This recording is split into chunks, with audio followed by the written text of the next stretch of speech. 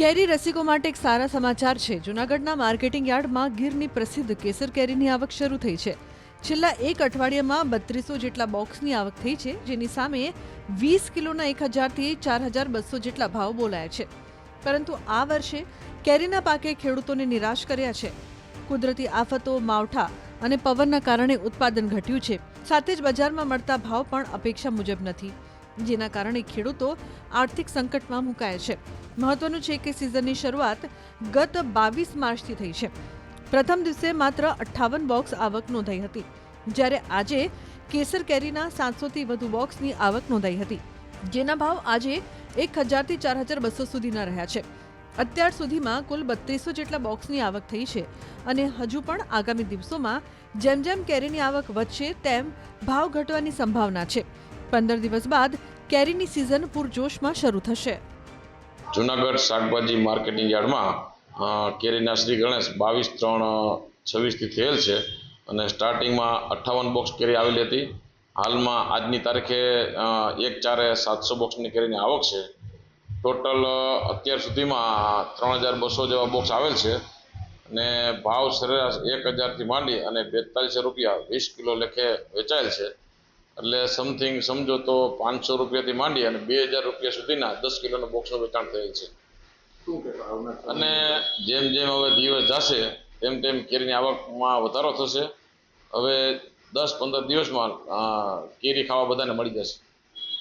આગામી સમયમાં જેમ જેમ કેરીની આવક થશે તેમ તેમ ભાવ નીચા થશે। ભાવ ઊંચા તો ન જ થાય, કારણ કે આ અત્યારે તો થોડી કેરી આવતી હોય અને લેનાર ગ્રાહક વધારે હોય છે, એટલે ભાવ ઊંચા હોય છે। પણ હવે ટૂંક સમયમાં જ કેરીની આવક ફૂલ થશે એટલે ભાવ પણ નીચા થઈ જશે। આજ દી સુધીમાં ટોટલ 3200 બોક્સ જેવી આવક થઈ છે। દર વર્ષની જેમ કેરીની આવકમાં આ વર્ષે પવન ને વાવાઝોડાના હિસાબે થોડીક નુકસાન થયેલ છે, જેની હિસાબે કેરી થોડીક વહેલી પણ આવેલ છે। આપણે અત્યારે જે વચમાં 1000 બોક્સ આવ્યા હતા એ ખરેલી પવનના હિસાબે ખેડૂતોને નુકસાન થયેલ છે અને ખરેલ કેરી આવેલી હોય। કાયદેસરનો જે વેડાવાળી કેરી છે એ હવે આવશે। હવે 10 દિવસની અંદર લગભગ કેરી ચાલુ થઈ જશે। આજે જૂનાગઢ માર્કેટિંગ યાર્ડમાં 800 થી 1000 બોક્સની આવક થઈ છે અને 900 રૂપિયાથી લગાવીને 1500-1600 રૂપિયા સુધી બોક્સ વેચાય છે।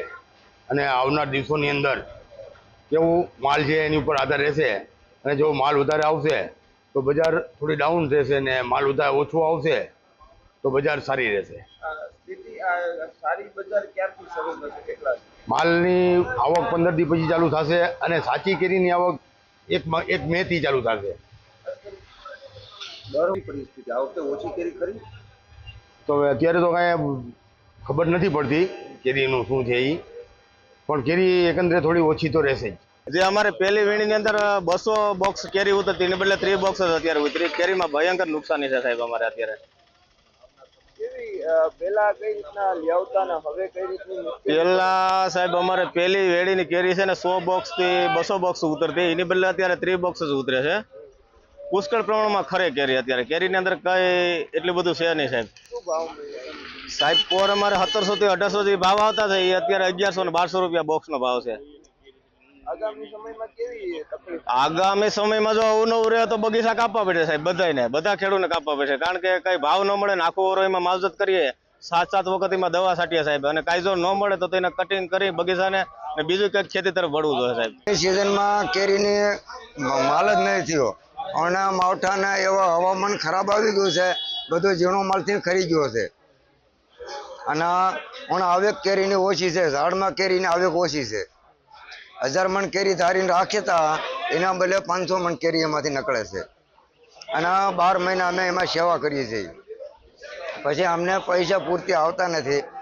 ભાવમાં તો થોડો માલ છે, ભાવ આવે તો પૈસા ના થાય।